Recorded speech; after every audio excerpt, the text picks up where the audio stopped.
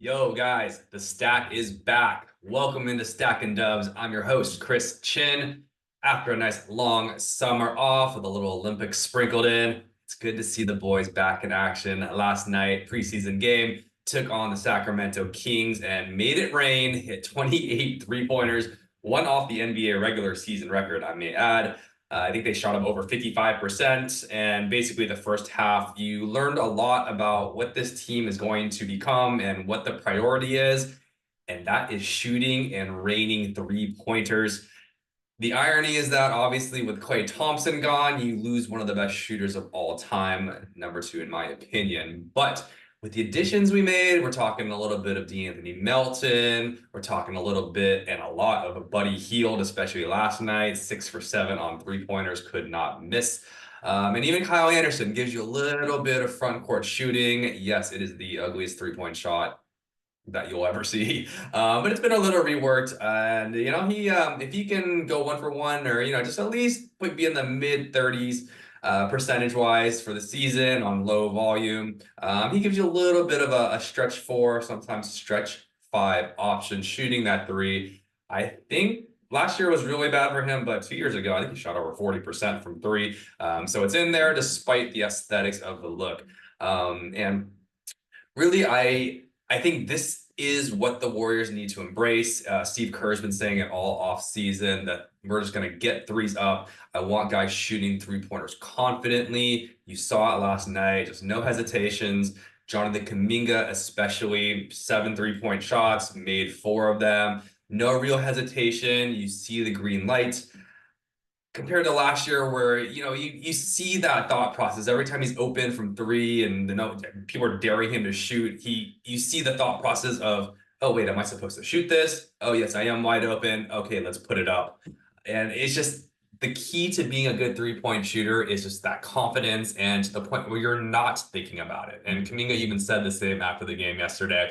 Just said, I'm not thinking about it, I'm letting it fly. You're basically trusting the work that you've done in the offseason, where I'm sure these guys are shooting upwards of 45% in their offseason shoot-arounds. So just translate that into just calm, cool, collected, confident shooting. And that's what we saw last night. Buddy Hield lets it fly. DeAnthony Melton, a huge weapon because he can shoot off the catch. Great compliment to Steph Curry there. So yeah, basically my first and most obvious take is the Warriors are going to shoot a lot of threes. I am not going to be upset if they lead the league in three-point attempts because of their weaknesses. We already know this team lacks a proven number 2 scorer. It's going to have to be in a committee. This team struggles to get good looks at the hoop, struggles to even get good looks in the mid-range. I believe they were 26th in the league last year in terms of points on 2-point attempts. So basically, the Warriors are scoring from the three-point line at a higher rate than most other teams. They're not going to find a lot of success in the paint. And thus, you need to trust the law of larger sample sizes and just cast threes. A little bit, well, obviously we don't have Klay, but we have a lot more willing and able shooters, so more three-point depth. There's a lot of different ways that we can get guys open. Steve Kerr's talked about simplifying the offense just a little bit, get guys moving off the ball. It's still very unselfish ball. But I think part of what is tough, especially for new players coming to play with the Warriors, is learning to play with Steph Curry, which is a good thing, but it takes a little while to understand, when Steph's moving, to find him in his spots, to cut and get out of the spots that he's running to. And it just takes a big feel, and it's a very complicated system. And you see it even in the Olympics. The best players in the world, it takes some time to get used to playing with Steph Curry to fully optimize this motion offense. So what Steve Kerr's really trying to do is, he said he wants to simplify the offense, still stay unselfish, but just make it a little easier to kind of pick up quickly and just get the ball rolling and get everyone their touches, get everyone their shots.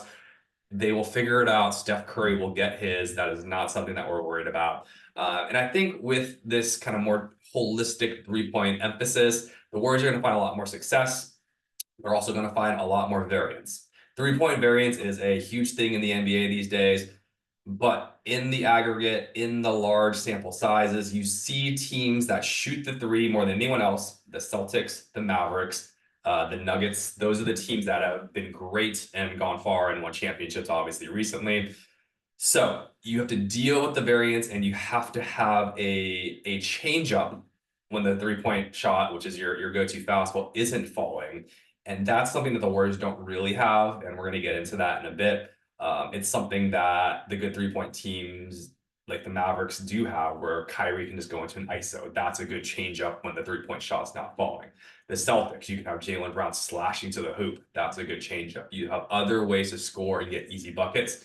That's something the Warriors don't really have, except there's hope for. The hope is in none other than young budding superstar, hopefully, Jonathan Kuminga. He is the one guy on the Warriors that can get easy buckets, especially in transition.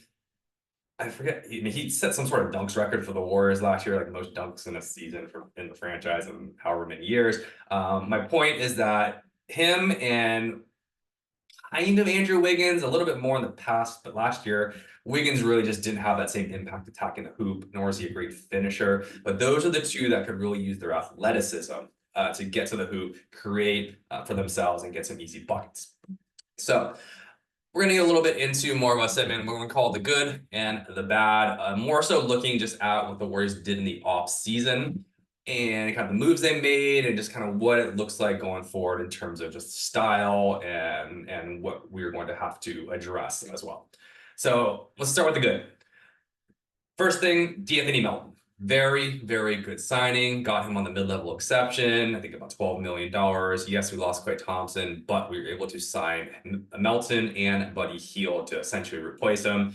Obviously, Buddy Hield replaces the three-point shooting, but Melton was the true prize here. A true two-way backcourt player. No disrespect to Podziemski, but defensively, we're not quite sure what Podziemski is yet. Melton gives you one of the best point-of-attack defenders in the league. We know that when you play with Steph Curry, the most invaluable trait that you could have as a shooting guard is to be able to be a point-of-attack defender. Steph, for all his greatness, that is his Achilles heel, is just kind of that on-ball point of attack. We never use him in that role, so you must have someone else like a young Klay Thompson, who was one of the best point-of-attack defenders in the league at that point. And now a D'Anthony Melton brings that back to what the Warriors can do, and it really unlocks a lot more lineups behind that, gives you some freedom, especially if you can shoot the three-pointer off the dribble, off the catch, which we know Melton can do.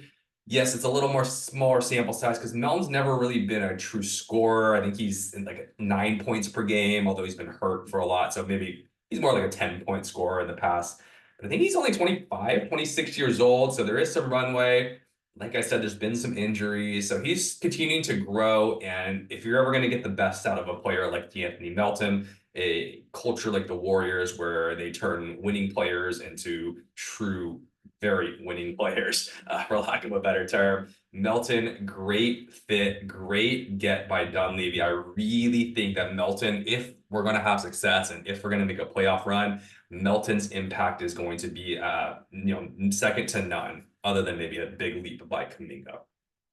You saw in the Olympics, the lineups that Steve Kerr liked to use, and honestly, no one but Warriors fans would have thought that Drew Holiday would be starting in the star-studded Olympic lineup that some people were saying was better than the Dream Team and maybe one of the best teams in terms of talent ever. We'll never really know, but it was up there. And of all people, Drew Holiday is logging minutes with Steph Curry, LeBron James, Kevin Durant once he started. So you see the importance that Steve Kerr places on somebody that can be a point of attack defender, as well as knock down the three like Drew. So I like to hope that D'Anthony Melton will be a poor man's or maybe a semi-poor man's Drew Holiday and fit like a glove. Looks like he's going to be in the starting lineup. I'm sure it'll be interchangeable with Podziemski here. And that's also part of the other good is, well, despite being dangled in trade talks for Markkanen, Paul George, whoever, not dangled, but being inquired about, Podziemski held on to by the Warriors. Lacob thought of him as a potential all-star down the road. Maybe he will be. But Pods gives you, again, a winning player. He is a ball handler, and just like Melton, you need another ball handler around Steph.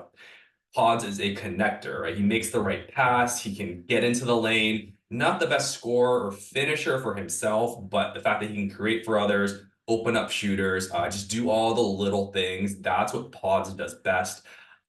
We also want Pods to let it fly. We want him putting up 8, 9, 10 three-point attempts per game. He shot, I think, 38% last year. He's a good shooter, shot well in college. Looks a little unorthodox with that push shot, a little high riser, but he's shown he can knock that down consistently. He also pretty effective as a step back three-point shooter, a late shot clock. And he can clearly handle, a primary playmaker role as the main ball handler. The true question with Pods is when you put him next to Steph Curry, can he defend? We know he's a great off-ball defender in terms of anticipation, drawing charges, led the league last year with, I think, 38 charges drawn. That's crazy. Can he be a point of attack defender? I don't know. And for that reason, he probably needs to pair with a Wiggins when he's in, a GP2, although now we're talking a pretty small lineup with a Steph Pajemski GP2. These are kind of the lineup questions that you're gonna have to figure out when you get all the offensive goodness from Pajemski on the back end defensively. How do you shore up that back line? Another option would be playing the two bigs. You're talking about playing Draymond and TJD behind it. Now you have some rim protection, which is another way to offset a lack of point of attack defense. So all in all, the good here is I think the backcourt, especially the backcourt depth here, that rotation of Steph, Melton, Pods, I really like that. That's going to be a strength for the Warriors, assuming all can stay healthy. And you can even pair Melton and Pods together. I feel like they would work pretty well. We haven't seen too many of the non-Steph minutes where both Melton and Pods are on so far in the preseason, but I do see that going well because they're both winning players that will move the ball and make the right play. All right, the second good thing that we've observed already and that we're hearing is just that mindset that the Warriors are going to commit to playing up tempo. They're going to commit to being more efficient in transition, and that is especially true if you want to be good on defensive transition. They were terrible last year because we all know the Warriors are going to turn the ball over. Steph Curry with his careless left-handed passes. Draymond Green's going to have some turnovers. That leads to transition. Can we get back in transition? Can we find ways to not overhelp and give up wide open threes in transition? It's going to come with playing up tempo, right? You're a little more free flowing, but it sounds for all intents and purposes that the Warriors are committed to playing up tempo. They're going to use the depth that they have. They have potentially 13 players who should be logging true NBA minutes. They have a lot of depth on the bench, a lot of versatility. They have athleticism. Guys like Kuminga are probably one of the best transition players in the league. So when you have that much depth in college, think of it like this. You are pressing, full press, rotate your players. Play as many players as you can. Everyone's giving you high energy, high effort. That's how you're going to offset the lack of true number two scorer. You're going to offset the lack of spacing, and we're going to get into that when we get to our bad section about how our front court doesn't have great spacing with a lot of the lineups. You're going to have to get out. You're going to pressure the ball. You have to get turnovers, and you're going to have to get out in transition. And then you're just going to have to let threes fly and create your own spacing. They have the depth. They have athleticism on the wings and Kuminga and Wiggins. Buddy Hield, Moses Moody, decent athletes, not the quickest, but they're not terrible actually in the end transition because they can shoot the ball. And then lastly, like we talked about earlier, point of attack defenders, ball pressure between Wiggins, Melton, GP2. Those are three premier point of attack defenders in the league. Draymond Green put pressure on that ball point of attack when you want him to be in more clutch situations. Even Kuminga and even Moody, nice, long, strong athletes, can be point of attack defenders at times. So these are the ways that you're going to offset, again, the spacing and scoring deficiencies by just getting out and being committed to the run, too much football, committed to being up tempo and running. So I like the fact that that's the shift. And then lastly, the other great good is the defense is going to be better this year. No disrespect to Klay Thompson. It just wasn't working. We were just getting blown by so much and giving up open threes on the back end by helping. Kyle Anderson, a great get in terms of defense, just does everything that Draymond Green does for the most part in that stretch 4 or even 5 role. Makes good decisions on the offensive end, so he's not really a liability. He can be a two-way player. Again, the shooting's not the best, but it's enough to keep teams respectful of some spacing there. So KA, great defensive addition. D'Anthony Melton really talked about great defensive addition. Last year, when the Warriors got Draymond Green back, we'll call it post All-Star break, they were 7th in the league in defensive rating, and that led them to a 19-10 record after the All-Star break, which was 5th best in the NBA. Before the All-Star break, or sorry, excuse me, for the whole season, the Warriors were 15th in defensive rating. And so you can see that, I mean, that probably means we're in the mid-20s before Draymond Green came back post All-Star break. A big reason for that, TJD's emergence as a rim protector. You saw what it did for the defense. You saw that we can get out and run, we can get some dunks, some lobs, but most importantly, protecting that hoop made a huge difference. So that way Draymond Green can play that 4, where I think he's at his best. I think he's best being able to get out, switch on to defenders, switch on to wings, switch on to guards, and be able to kind of leave the hoop and have more free range and be able to do what he does best and know that there's still someone coming in to help him at the hoop. Okay, with all that good, let's get into the bad, because we know the Warriors are still going to have some question marks. We talked about the front court shooting.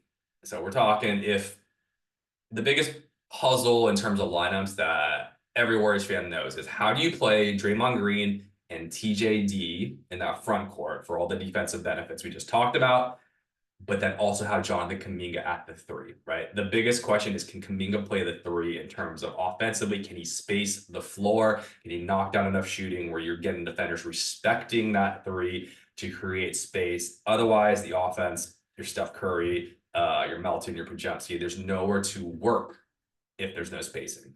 So we've seen a little bit of it. I think that was a starting lineup in game 1 of the preseason. It didn't go well. Last night, I want to say there's a few minutes of it. I actually don't know how well it did, but for the most part, that shooting, we're going to have to find some front court shooting. It helps that Kuminga seems to be a more confident shooter, like we talked about. It helps that I think Draymond Green's 3-point shot is actually his 40% or 39.5% last year. It's not quite a farce. He changed his release point. He releases it a little bit higher now without follow through. And there's a reason he shot much better last year, a huge jump. That same release looks a little higher still in the preseason, and he's been knocking them down. I think it was just a mechanical adjustment, and maybe he is a 37% 3-point shooter, especially from the top of the key, and especially when he's shooting it confidently. We already know his first 3-pointer of the game is always going to go in, and then we'll see if the second, third, and fourth go in from there. But that's part of getting that front court shooting better, but that is going to be the biggest thing, because the only other true stretch 5 that we have on the roster is Quentin Post, and he's just a 2-way guy, and we have no idea what he's going to provide for us.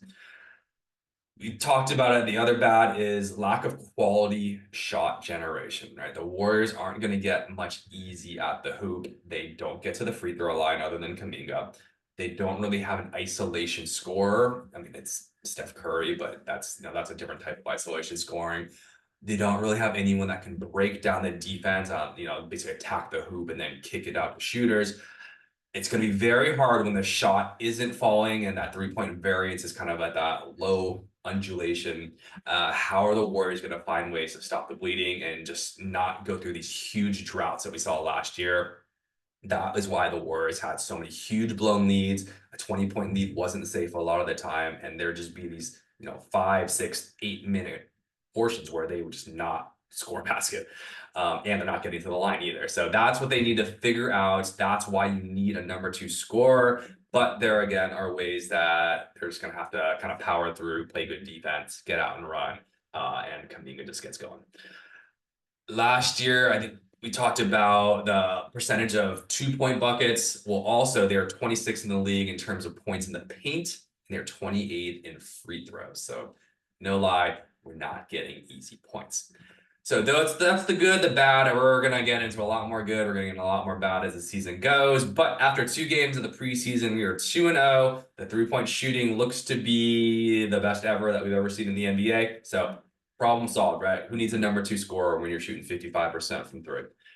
Guys, it was so nice to be back. We will have another preseason game, I want to say Sunday against Detroit. So we'll revisit. We'll probably do one of these a week until the season starts. But I'm excited to be back. Prediction. Now we're not going to get into predictions yet. We'll do a predictions and expectations show later on. But enjoy it for now. It's nice to be back and have something to look at other than fantasy football on my phone. Buys me a couple hours from looking at the Yahoo Fantasy app. So now we can just absorb all that war as we want. Thanks for tuning in, guys. Stack and Dubs going to be with you all year for year 2 of the program. Once again, I am Chris Chinn. Peace, love, and Stack and Dubs.